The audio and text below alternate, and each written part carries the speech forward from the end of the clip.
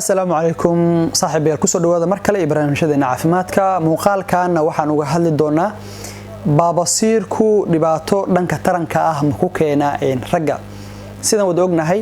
baabasiirku waa barar ku yimaada xididada dhiigga ee malawadka ama dabada qaybteeda hoose kuwaas oo xirma isla markaana dhiigga dib ugu celin weyn doona qaybaha kala duwan ee jirka kadibna qofku markiisa calooshiisa ay adkaato saxara adagna oo ku riixo meeshaasi dilaaca oo dhiig fara badan oo ka yimaado culeys badan qofkaasi dareemo mar walba oo saxaroonayna oo dhiig dareemo marka mowduuceen wuxuu ku saabsan yahay sidee baabasiirku effecti ama culeys ugu keenaa taranka ragga sida caadiga ah xubinta taranka ee ragga markii qofku dareen galo ama dhanka qoyska shaqo inuu qabto uu diyaar garoobayo adeegaasi waxa sababa dhiig fara badan oo soo gala xubintaas dabeeto marka qofku dareenkiisii oo dhamaado shaqadiisii oo qabsadana dhiigaasi noqda ayaa sababa xubintaas inay degto sida caadiga marka dhiiga qulqulkiisii ay imaanayo xubinta taranka ayaa waxa ku imaanaya naaqus ama hoos u dhac sidoo kale qofku wuxuu dareemi doonaa culeys fara badan oo dhanka malawadka ah marka uu hooshiisa ku guda jiro iyo sidoo kale raaxad darro ama ku qanacsanaan la'aan shaqadaas qofkaasi oo wato sidoo kale waxa imaan kara maadaama dhiig fara badan qaybaha hoose ee malawadka uu imaanayo iyo xubinta taranka in dabadii meeshii xididku dhiigga ku xiray horena u dilaacday dhiig fara badan oo ka soo baxo qofkuna culeys fara badan oo dareemo sidoo kale hawo uu dareemo qaybta dambe ka imaan karta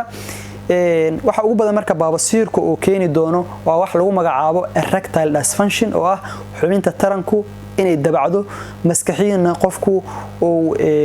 u jeclaysan waayo inuu tarankiisii si wanaagsan oo ku qanacsanaan ah u qabsado isla markaana isla hadal ama culeys fara badan oo ka dareemo dhanka guriga maskaxiina isku buuqo laakiin dhanka kale baabasiirku wax related ama xiriir lama lahan dhanka dhalmada oo isbeeramka ama shahwada qofka hoos uma dhigo ma dhaleysnimana ma keeno laakiin xubintii ayaa waxaan noqon doontaa mid jilcan taranka isla markaana shaqadii loo baahnaa qabsan karin qofkuna walaac fara badan oo ka muujiyo maxaa la gudboon marka qofka baabasiirka qaba isla markaana ka cabanaya in xubintaas aadka u jilcan aan shaqadii loo baahnaa aan si wanaagsan u qaban karin iyo culeyska faraha badan ee dhinaca dambe ee malawadka uu ka dareemayo horeyn qofkaasi waa in calooshiisa oo jilciyo